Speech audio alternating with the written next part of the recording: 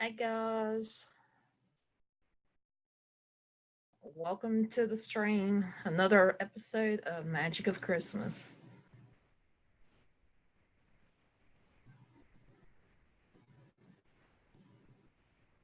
Hope everybody's doing well.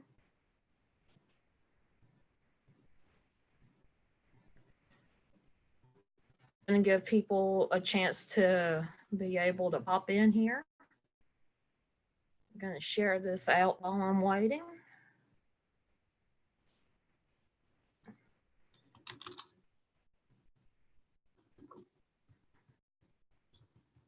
This out. Post. Share.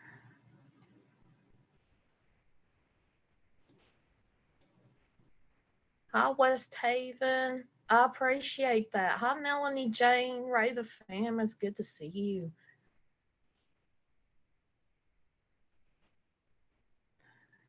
Okay, I shared everything out. Um, I do want to make an announcement. Here in about an hour, Honda Trucking is going to attempt to go live at the cemetery nearby where he is staying at right now with the person that he's staying with, um, trying to investigate that. So, this is going to be kind of interesting. So, you guys stay tuned for that. Hi, Chief. It's good to see you.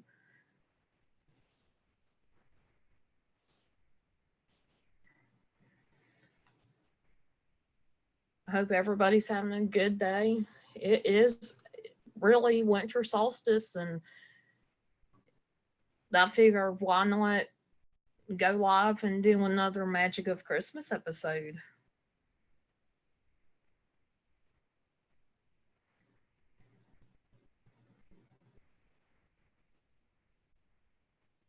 Hi, Kenneth, the Kentucky fam. It is good to see you. How are y'all doing tonight? Gonna give a few minutes of letting people come in before I start sharing the story.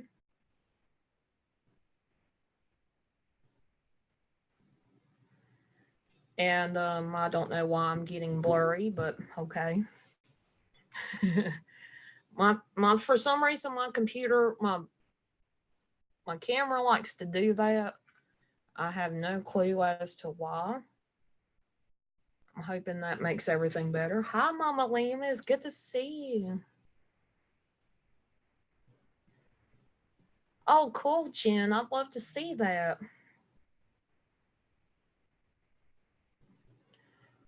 Um, yeah, I love seeing Christmas lights, and I love seeing how different decorations in different regions of the United States go. Hi, Todd. It is good to see you. Much love to everybody here. Um, uh, I'm just really thankful for you guys stopping by and wanting to listen to some of the stories that I tell. These stories are actually legends that have been passed down, and a lot of them are just like myths and legends of traditional Christmas things, different things that we do every year for Christmas. Um, that you may question as to why or where did it come from? Why do we do it now? Hi, PCS girls. It is good to see you. And today we're going to talk about the origin of gingerbread and gingerbread houses. And we're also going to talk a little bit about candy canes. But yeah, gingerbread houses are going to go first because that is where I ended up finding probably the most information. Hi, the Mitchell Family Reality Show. It's good to see you.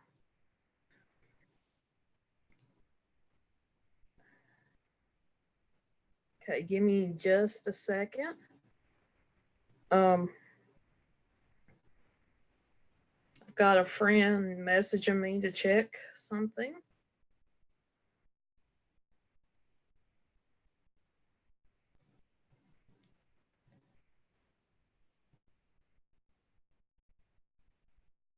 Oh, thank you, Mama Liam. It is. Thank you so much. I do appreciate that. And thank you, everybody. I wanted to go ahead and say that here. Everybody that had donated last night, you guys rock. And I do have enough funds to be able to get the supplies needed to make a green screen for me, so you guys don't have to see the background or seeing people running back and forth behind me. And it is going to help. And thank you, Mama Liam. Appreciate that. Hello, Haunted Trucking. Thank you for stopping by. Hi, Pam Sam. You guys are awesome.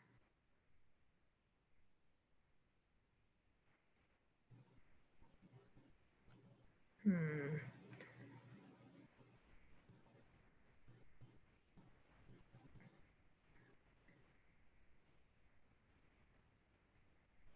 Okay, I let me go ahead and move right along into gingerbread houses. Um, gingerbread houses. That's fine, Jen. I appreciate you listening in. Like, we all know gingerbread houses are made of frosting and gumdrops and all kinds of candy to decorate the house. That's made of gingerbread cookies.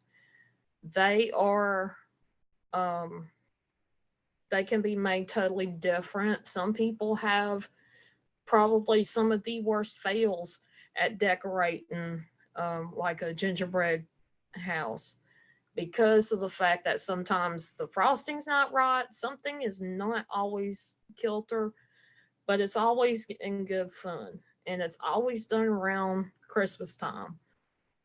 It's the tradition of doing gingerbread houses at Christmas time actually kind of originated from Germany. Although the actual gingerbread itself was made, um, from what I've been seeing, it started, gingerbread actually has been around for thousands of years, just a different type of recipe. Um, it's been around since uh, in the ancient Greeks and Egyptians have actually made gingerbread, which is kind of interesting. Um, and back then, in those times, they were used for ceremonies. Actually,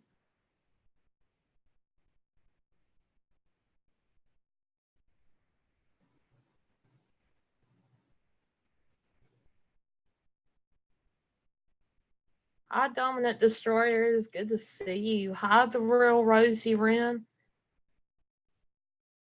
It is good to see y'all. So, to me, that's an interesting fact of that they were used in different kinds of ceremonies. They don't really specify which ones, and like that got me kind of confused that it was a piece of information that I've seen around, but nothing very specific. So it probably has nothing to do with Christmas time, but it is really interesting to find out that even, for thousands of years it's been around. Um, I've read that an Armenian monk in the year 992 had actually brought it to Europe.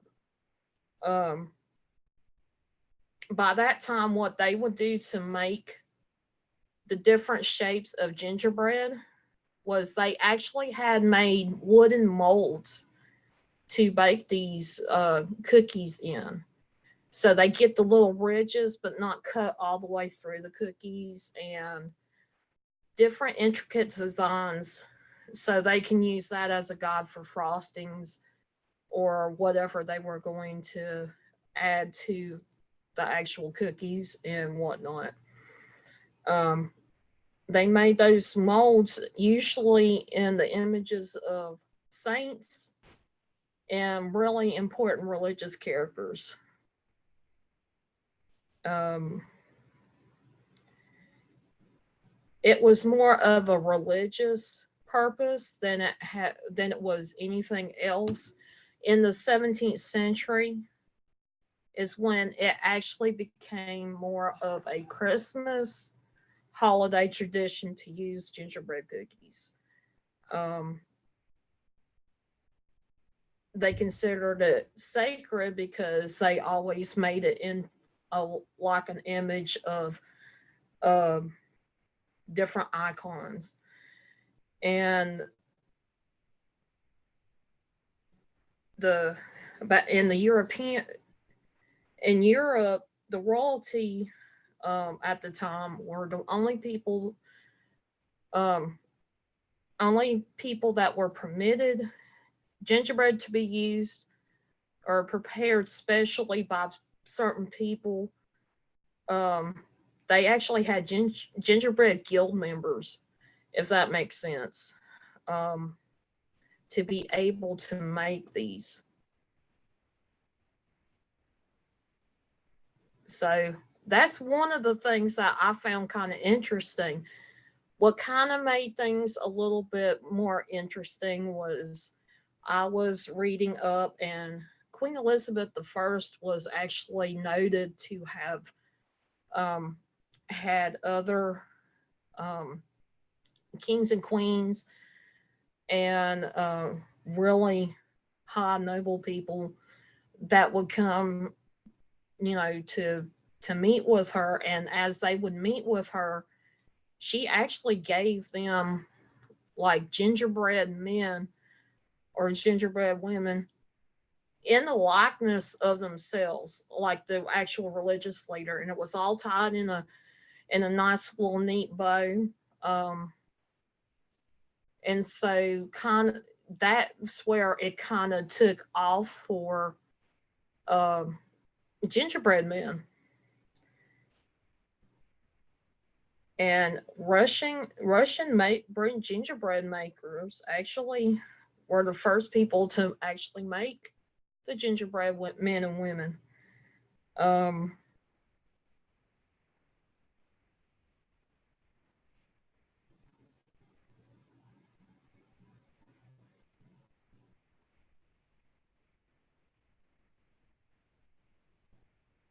one of the biggest things about gingerbread houses, because that specifically adapted from Germany. Um, Hi, Rouse Trucking. Hi, Mark Millers. Good to see you. Hi, Missy Brash and Joseph Wilson. You guys are awesome for coming in here, and I appreciate it. What makes um, gingerbread houses a little bit different than gingerbread men and gingerbread women is the fact that the gingerbread houses had to be able to stand up on their own when you were making them, like decorating them and being able to glue it together with frosting. Um, Germany is actually coined to be the main origin of the gingerbread house. And what they done was they made it more firm to where it could actually stand up and not flop over. um, they actually um, they started it, but it since then, when they started making those houses, it started being really popular around Europe and in America. And did you guys know that there is a national gingerbread house competition here in America? And it just so happens that those competitions are always in Asheville, North Carolina. And what they have to do is not only think about, hey, I have to make a gingerbread house. These are on display from, I think it was November to January. And so they have to all stand up to a particular degree for like 3 months straight. Um, they're actually held at the Omni Grove Park Inn here in well, close to where I live. I live maybe a couple hours away from there. It's at the Omni Grove Park Inn where they have these competitions, and um, they do have to withstand for like 3 months of being on display for this competition. And it's been going on for the last 21 years. Um, excuse me, over um, 400 people compete in this. And they have, of course, different categories. What they do is like adults, and then they do teenagers, and then they also do children. When it comes to participating, you can have teams of people, you can have individuals, and they have um, first places in all of them. So I'm sure it gets pretty crazy there. Um, I can show you one of the more intricate gingerbread houses, which was done. Um, if my thing will allow me to do it, I'll just have to do it this way. If it'll show up, it's not showing up good. But that is called the Three Gifts. And that's all made of gingerbread and frosting, and made different. It was made to withstand the um, the months that they had to be on display. And of course, we all know about the gingerbread. Thank you, Ralph. Hi, Pearly May. And with the gingerbread houses, some people do have fails. They can't keep keep a gingerbread house up. Um, Maybe the frosting is not the right consistency or whatever. But I've actually never put together a gingerbread house. And I would really like to do that one day. I may be able to. And what gets me is the fact that, gingerbread's edible. You can eat it. It's just, if you want something to display, you got to have something that, you know, you got to make sure you don't eat it while you're trying to make it. And that is one thing I'm bad about. If I'm making a cake or something, I get into some part of it as it's baking, or cookies or whatever, and I'm supposed to give it as a gift. I end up having to make 3 batches because sometimes I get my hands in the cookie jar, so to speak. But yeah, seeing it evolve from just a plain cookie or a plain piece of what they call bread at the time, because they made them pretty flat. Now you got ginger snaps and all that stuff, and that's similar to gingerbread cookies. Um, but now you've got the intricate making a house with a whole bunch of candies and a whole bunch of decorating with frosting and making different kinds of colored frosting for it. And then you've got, you know, the essential origin is really from Greece and Egypt.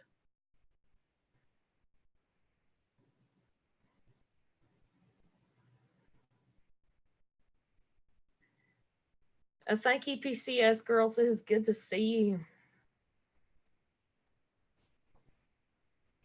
I'm sure it's fun. One year, whenever I can get a gingerbread house kit, I will probably attempt to live stream me trying to make a gingerbread house. But that's going to be whenever I can get it done. I hope you have a good night, PCS girls. It's quite all right. I'm glad you liked the topic. So, You guys want to see about what ginger? I mean, not just gingerbread, but candy canes.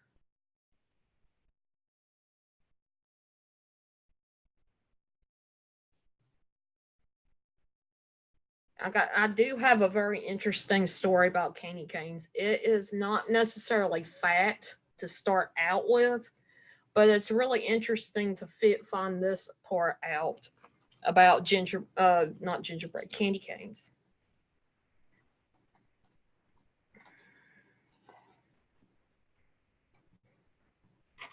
I'm Missy Brash.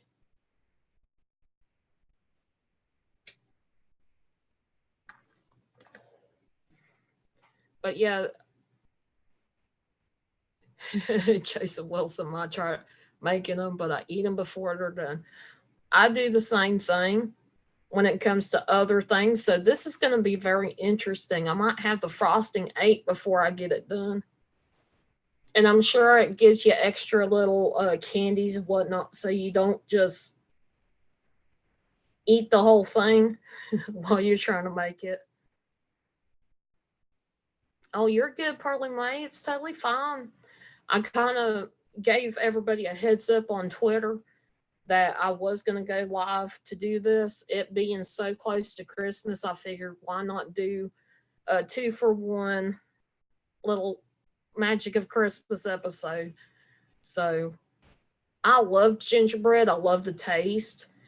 Um, I've seen actual older recipes of gingerbread, and I've thought about getting the ingredients for it to make it, but then I'm thinking it's not going to taste the same as what I'm used to now. So, yeah, I may end up maybe posting one of the recipes on my Twitter page. And if you guys don't follow me on Twitter, I'm sure one of my moderators will post the link to my Twitter page. And if you want to try it out for yourself, go right ahead. I'm hoping that it turns out better than I think it will be. Hi, Husky Roo. It is good to see you. So, y'all want to know about candy canes? Um, I figure because it is another treat that we have for Christmas, um, I figured just add candy canes to this episode. Um, we see candy canes all the time. If you know, right now there's all different types of flavors, even pickle flavor. I can't stand that. I can't stand that thought. Pickle flavor, y'all. Yes, Husky, it's getting better. Um, but yeah, pickle flavor candy canes. And then you've got bubblegum flavor. You got what they call the original peppermint, but to be honest, that wasn't the original flavor back 350 years ago ish. Back then it was just plain sugar, no flavor. So I'm like,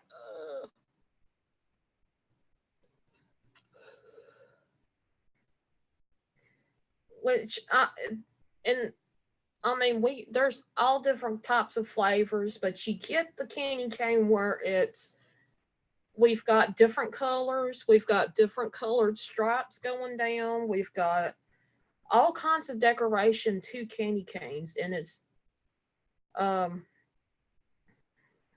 it's like it's really easy to be able to, and a lot of people do this, hang their candy canes on the Christmas trees. And having that tradition on there, I used to get a little aggravated because I would put candy canes to decorate the Christmas tree where I used to work at, and guess what? They disappear within like 3 or 4 days.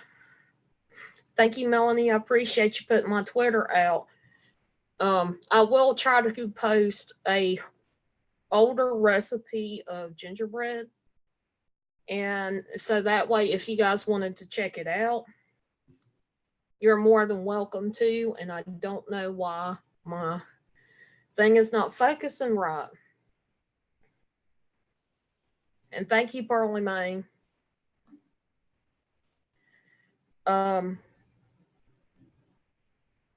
Back in the very beginning of it, I'm sorry, I am tongue tied. They um consider it um in the beginning it was just a plain white piece of can. It was like a piece of candy. It was just sugar and completely straight. It had nothing to do with having a little bend at the very top. It didn't have no decoration, no coloring to it. And the legend that they have, and I've seen this on in more than one place, that a choir master in Germany at uh, I call it Cologne Cathedral, actually bent the sugar sticks, and that's what they called them back then, was just sugar sticks. It didn't have anything to do with being candy or anything like that. And he bent the sugar sticks to make it appear like an actual shepherd's hook. And they were given out to children who were there at the ceremonies, and I guess that kind of helped keep them quiet and keep them out of trouble.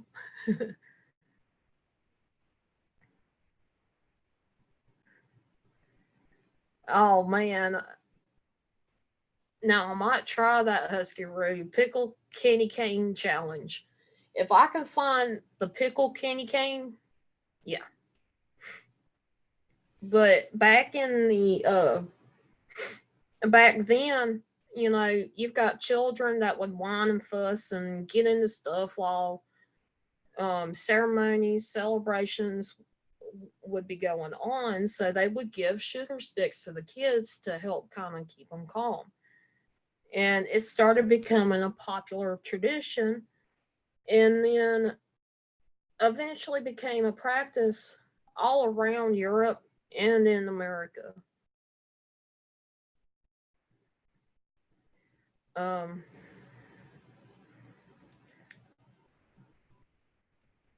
the actual first documented example of using a candy cane hap- it occurred in 1847 here in America, where a guy that was a German Swedish guy named August, um,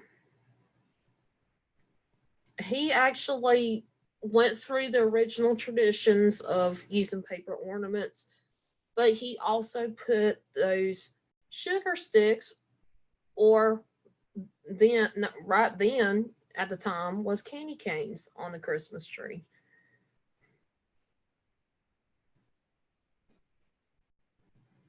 And then in the early 1900s, you can see, if you were to search today, some pictures of Christmas cards in the early 1900s, you would see just solid white little hooks or little shepherd's hooks, and those were back then what we now know as candy canes.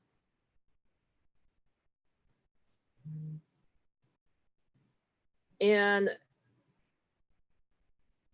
the time that it started turning red and white and not just white, um, it started at the turn of the 19th century, which I can't remember what time. I guess early 1900s, 1800s, something.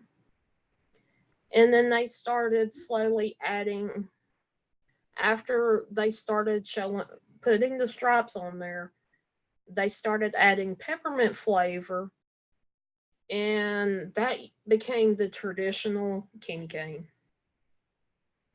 And then in the 1920s, is when somebody named Bob McCormick from Atlanta, Georgia, would use these candy canes as special treats for Christmas. Um,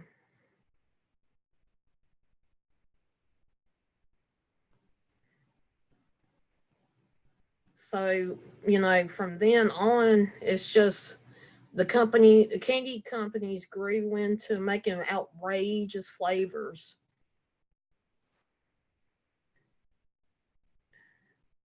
Wonder how many people been stabbed by candy canes. I don't know, but I've poked my sister playing around one time with the end of a candy cane. She didn't like it too well, and she got me back with it, but it would hurt, I would think, and it would be a creative way. Um, and hello, Danielle. It is good to see you. And I do agree, Mark, that would hurt. But people have taken the fact of the candy cane as more of a religious, the shape and the coloring of it as more of a religious meaning to it. Many people, um, many Christians believe the red stripes represent the blood of Christ, while the white stripes of candy represent the purity of Christ. And because there's usually three stripes, to represent the Holy Trinity. And even before I had mentioned this, and the Holy Trinity is considered God the Father, God the Son, and God the Holy Spirit. All the same, but I've always been told it's all the same, but they have different jobs. They do different things, but they're all considered the same. That's why they call it the Holy Trinity. The J shape of the candy supposedly was made to represent the name of Jesus. So they used when they, you know, when you turn it upside down instead of it being right side up, it looks like a J. Supposedly the peppermint flavor is supposed to stem from a herb called hyssop, which was used to symbolize the purity of Jesus and the sacrifice he made. And I'm not getting into this as just strictly religion. This is what a lot of people have even come to me and said, this is what candy cane means. And I'm like, I don't know, but okay, you know. And it has become one of the biggest symbols of Christmas. Somewhere along the line, not only do you see Christmas trees or Christmas stockings, you usually see candy canes about, and along with gingerbread cookies, gingerbread men and gingerbread women. And that's pretty much everything about the candy cane.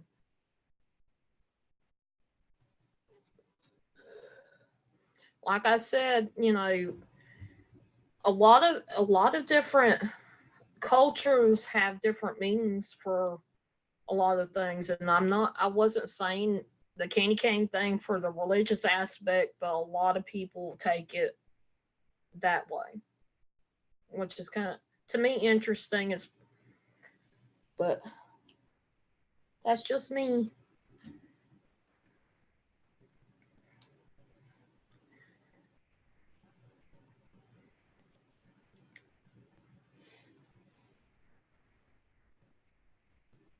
It is good to see you, Melinda. I'm sorry that you're having a bad time of it, but yeah, I found that kind of interesting. Um, I believe what I am going to do is have um, on my next episode, it's going to be more about the different icons, different religions. And sorry, you keep seeing my hand pop up at the screen, is because my autofocus is going haywire and don't like me. But yeah, this I've really enjoyed the magic of Christmas. I've really enjoyed finding out some of the traditions and how far back some of these traditions go, or the representations of these traditions, what they meant to these people as everything went along. Um, Gingerbread, I didn't realize Greeks and Egyptians, I never thought they used actual gingerbread back then. And I'm now starting to wonder how did they make it back then? How, I know they say it was for religious, or special celebrations. What kind of celebrations were they for?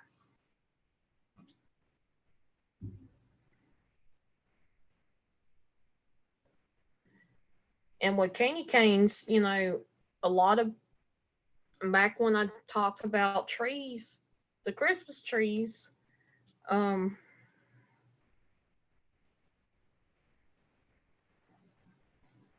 candy canes. I've always known candy canes to be part of the Christmas tree, and it even talked about having candy canes specially for a decoration on Christmas trees, and were meant to be grabbed at. If somebody see a candy cane and they wanted one, they could always get one. But to see everything come together, all these little traditions, some of them are very similar and some of them are very, very different. And I'm believing, if you guys are would like, should I do another poll and see what kind of magic of Christmas I should do within the next couple of days? I was thinking on Christmas Day, maybe doing a magic of Christmas, talking about Santa Claus and Saint Nick, and where the name come from, Santa Claus, and talk about the person that we know now as Saint Nicholas. Been buying Christmas and helping daughter pack things up. Oh man, the dread of packing up. I bet that's been kind of interesting, Pearly May.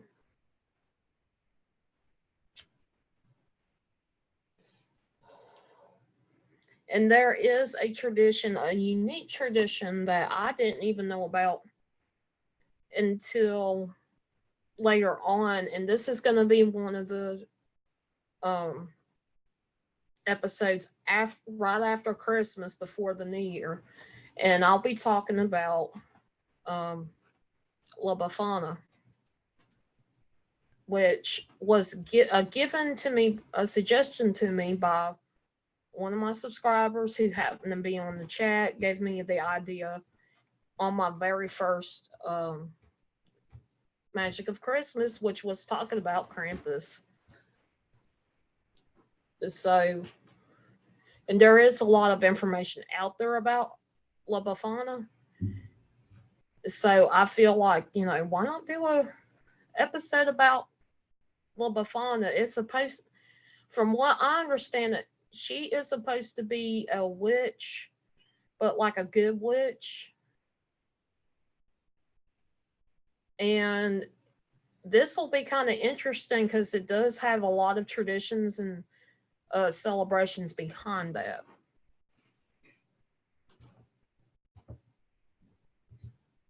So you guys be looking on my community tab for another poll to come up. I am going to I am going to put it up to see what you guys would want to see next. I plan on doing a Magic of Christmas within the next couple of days, and then uh, definitely doing Santa Claus and Saint Nicholas for the actual Christmas Day episode. And then sometime after that, I will do a special on La Befana. And then probably a couple more times I will do Magic of Christmas until it becomes the new year. And I do want to go ahead and stress to you guys, I am going to be changing my name um, on the channel. And not Christmas, New Year's Eve, you guys will be seeing a video pop up. And it will be what I am changing my name to. So you guys are not sideswiped as to who this person is. It's still going to be me. It's just going to be a different name. The names, for some reason, my name does not pop up necessarily um, on Google or on YouTube unless I add like Fallen Angel Wing Talk. That's the only time you can see my channel pop up. And with doing that, it kind of discourages me because there's not a lot of people able to search for me unless they really know my channel and what I do. Hi, awesome, epic! It is good to see you. So I am going to be changing my name. I do want to let people know and stress to everybody, it's not a troll. It's not somebody that took over my channel. It is me. It is totally going to be me. It's just, I felt it's because a lot of people have different videos that have the name Fallen Angel in it. And people have used the name Fallen Angel in it. It's really hard to be seen on here. Missy, you could do info on different food traditions. Yeah, I thought about doing that. I really thought about doing that.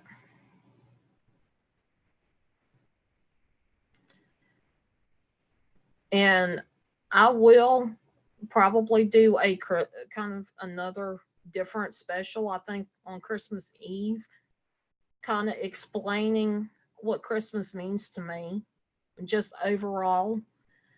Um,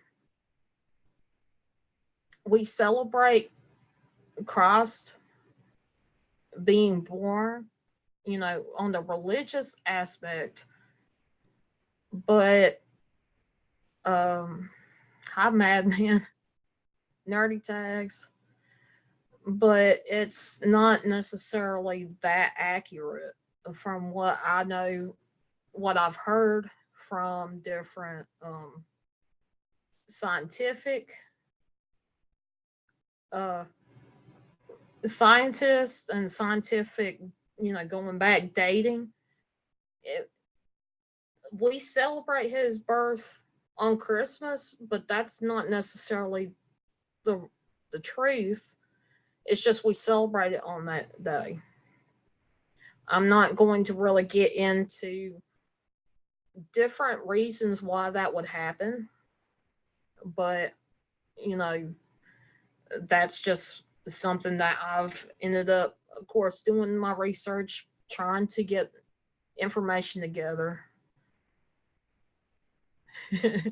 Nerdy. Um, but yeah, I will do a Christmas special actually on Christmas Eve about how I feel about Christmas and all that stuff. I actually might take Missy's idea, do some research, and in a couple of days bring to you guys. It would be the 23rd then. Bring you guys the information about what they do around the world for Christmas Day, traditions, what kind of food and whatnot. And so that's, that's going to be interesting. I used to do different, have to study different about different countries, and we also learned a little bit about their food, what they ate, what their specialties was. So this is nothing really that different from that. So that's gonna be kind of fun to do. Okay, guys, I think I am going to wrap this up. Unfortunately, Christmas always got my attention because I can't hide on the clouds if it's cold. You're awesome, Nardy Tags.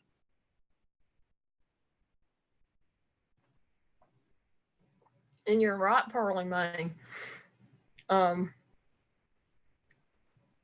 a lot of people celebrate Jesus's birth, which is always a good thing to be able to do. It's just scientifically, people say that it was really at a different season than wintertime.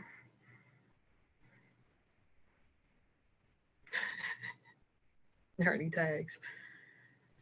Um, but yeah, I do appreciate every single one of you guys for coming in. And thank you for staying and being able to listen to my little stories about gingerbread houses and candy canes. I found it very, very interesting. And I hope you did too. And you guys, I definitely want to tell you guys tomorrow around 1 o'clock Eastern Standard Time in the afternoon, I am releasing my second part to my video of the Riverside Cemetery. Um, for those have not seen my little, I call it a teaser, but it's actually part one of the little mini series. And I am going to explain this. I cannot fit everything that I've done on one video because I found out the hard way yesterday. Spent all day trying to upload and I didn't get anywhere with my upload. It only stayed at 39% at the most on an upload. So, what I'm having to do is keep it about 10 minutes at a time and doing it in a series because doing double what I normally do is not going to work. That's just the way my computer is. I have to make it work for me, so you guys just bear with me. Um, so that will be coming out 1 p.m. Eastern Standard Time. Riverside Cemetery Part 2. Tonight, Haunted Trucking is going to go live to investigate a cemetery. This is going to be interesting, by the way. And you guys, I hope to see you guys around and keep looking out for my community post. I do use that a lot to share. I do share a lot of people out, a lot of different live streams and videos and such that I actually enjoy, and just wanted to share certain things that are going on or the talent that I see in the different channels that I go to. So you guys can, you're more than welcome to check out my community tab for different videos. And for some reason, I'm out of focus again. What is going on? But yeah, I hope you guys have a wonderful evening. You guys stay safe and just remember, you never know what's out there until you spread your wings and fly.